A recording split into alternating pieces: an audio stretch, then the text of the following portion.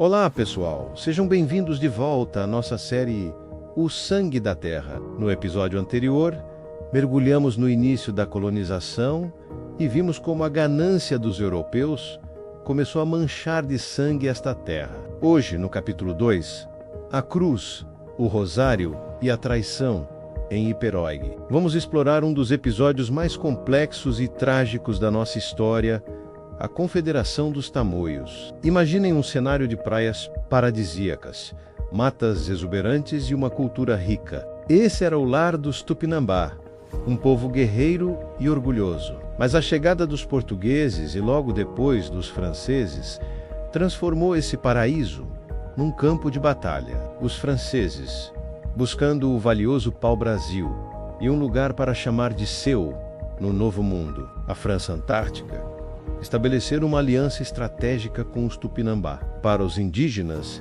era uma parceria de sobrevivência. Eles trocavam madeira e alimentos por ferramentas de metal, armas de fogo e o mais importante, um aliado poderoso contra a brutalidade e a escravidão impostas pelos portugueses. Do outro lado, os portugueses não estavam para brincadeira. Para eles, expulsar os franceses e pacificar os indígenas era uma questão de honra e, claro, de controle territorial e econômico. É nesse caldeirão de interesses que surge a Confederação dos Tamoios, uma união de várias tribos tupis lideradas por figuras lendárias como Cunhambebe, que decidiram que não seriam subjugados. A palavra tamoio, em tupi, significa avô, o mais antigo, simbolizando a união dos anciãos e dos povos originários para defender sua terra ancestral.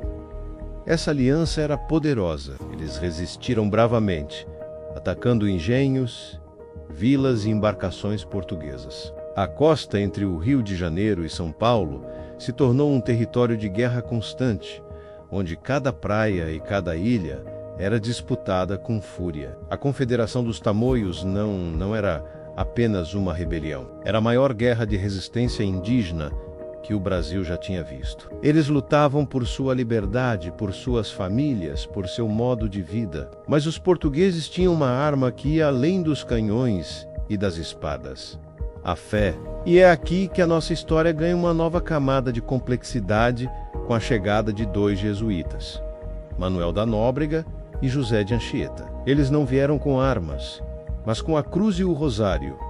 A missão deles era ambiciosa: negociar a paz. Imaginem a cena.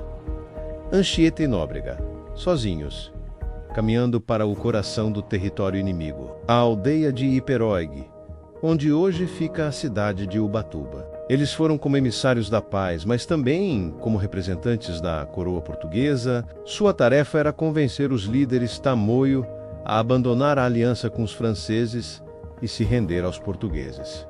Uma missão quase suicida. Durante meses, eles viveram entre os tamoios. Anchieta, jovem e talentoso com línguas, aprendeu o tupi e usou sua habilidade para compor poemas e peças de teatro, tentando cativar os indígenas e convertê-los ao cristianismo. Ele escreveu o famoso poema Virgem na Areia da Praia, um feito de devoção e memória. Nóbrega, mais velho e experiente, focava na negociação política com os chefes, como o poderoso Pindobuçu. Os jesuítas prometiam paz, proteção e o fim da escravidão. Para um povo cansado de décadas de guerra, a proposta era tentadora. Alguns líderes tamoio, desconfiados, viam aquilo como uma armadilha. Outros, mais pragmáticos, consideravam a paz como a única chance de sobrevivência. A divisão começou a rachar a sólida confederação por dentro. A diplomacia dos jesuítas era uma faca de dois gumes.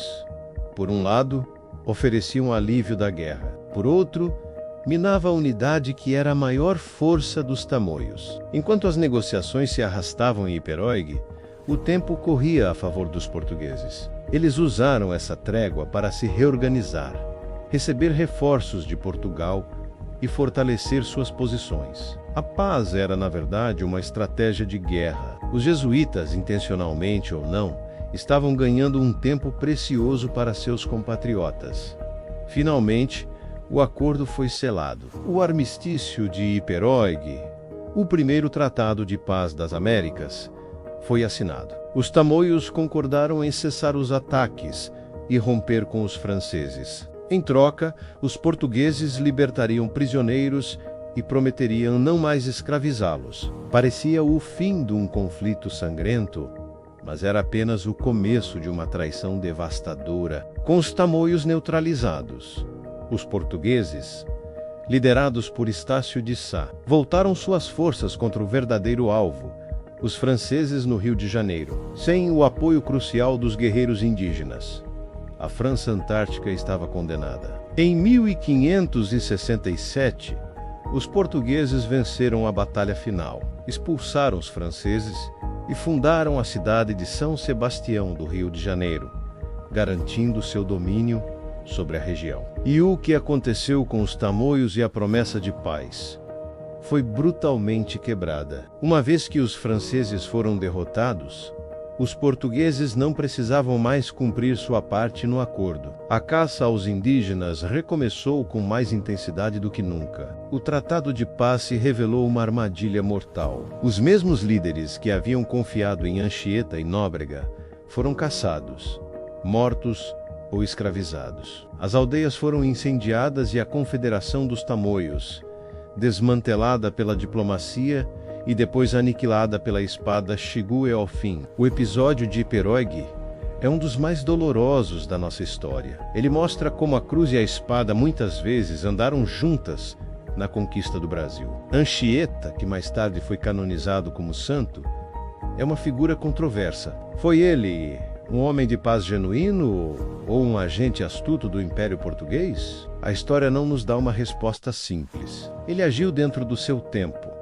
com a mentalidade de um europeu do século XVI, para quem a salvação das almas justificava a submissão dos corpos e a expansão do seu império. A traição em Iperoig deixou uma cicatriz profunda. A confiança entre indígenas e colonizadores foi irremediavelmente destruída. A resistência tamoio foi esmagada, mas sua história de coragem e luta por liberdade ecoa até hoje. Eles nos lembram que a história do Brasil foi construída não apenas com o trabalho dos colonos, mas com o sangue, a resistência e o sacrifício dos povos que aqui viviam. Este capítulo nos ensina uma lição amarga sobre poder, diplomacia e traição. A paz prometida era uma ilusão, uma ferramenta para alcançar um objetivo maior: o controle total da terra. O rosário que prometia a salvação acabou abrindo caminho para a destruição. No próximo episódio de O Sangue da Terra,